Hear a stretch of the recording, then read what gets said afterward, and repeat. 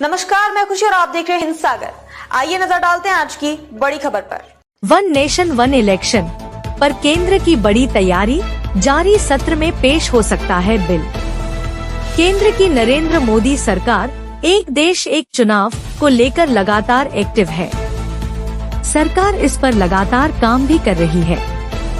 सूत्रों का कहना है कि सरकार जारी संसद के शीतकालीन सत्र में ही एक देश एक चुनाव से संबंधित बिल ला सकती है। सरकार से जुड़े सूत्रों का मानना है कि इस बिल पर विस्तृत चर्चा के लिए संसद की संयुक्त समिति के पास भी भेजा जा सकता है।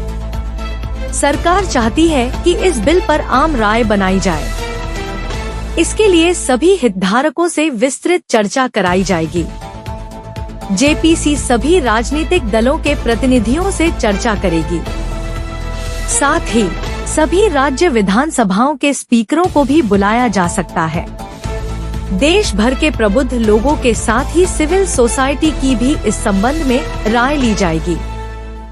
कोविंद समिति ने क्या दी सिफारिश? सरकार ने पिछले कार्यकाल के दौरान सितंबर 2023 में इस महत्वाकांक्षी योजना पर आगे बढ़ने के लिए पूर्व राष्ट्रपति रामनाथ कोविंद की अगुवाई में एक समिति का गठन किया था।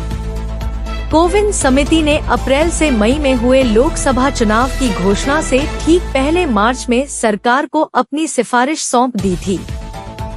केंद्र सरकार ने कुछ समय पहले समिति की सिफारिशों को स्वीकार कर लिया।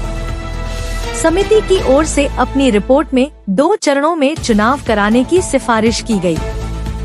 समिति ने पहले चरण के तहत लोकसभा और विधानसभा चुनाव कराने की सिफारिश की है, जबकि दूसरे चरण में स्थानीय निकाय के लिए चुनाव कराए जाने की सिफारिश की गई है। निकाय चुनाव के लिए 50% समर्थन जरूरी। प्रस्तावित संविधान संशोधन विधेयकों में से एक विधेयक निकायों के चुनावों को लोकसभा और विधानसभा के साथ जोड़ने को लेकर होगा। हालांकि इसके लिए कम से कम 50% राज्यों से समर्थन की जरूरत होगी, जबकि एक देश एक चुनाव से जुड़े बिल में विधानसभाओं के विघटन और अनुच्छेद 327 में संशोधन किया जाएगा और उसमें एक देश एक चुनाव शब्द को शामिल किया जाएगा। इसके लिए 50% राज्यों के समर्थन की जरूरत नहीं होगी।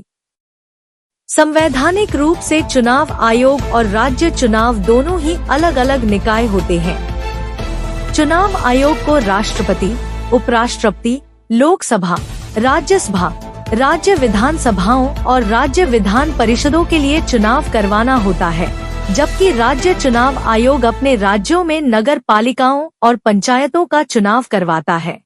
में अब तक के लिए बस इतना ही। फिर होगी आपसे मुलाकात ऐसी एक और बड़ी खबर के साथ। तब तक के लिए नमस्कार और देखते रहिए हिंद सागर। ऐसे ही लेटेस्ट अपडेट्स के लिए हमारे चैनल को सब्सक्राइब करें और तुरंत नोटिफिकेशन पाने के लिए बेल आइकन प्रेस करना ना भूलें। और यदि आप हमें फेसबुक के माध्यम से देख रहे हैं तो हमारे चैनल को फॉलो जरूर करें।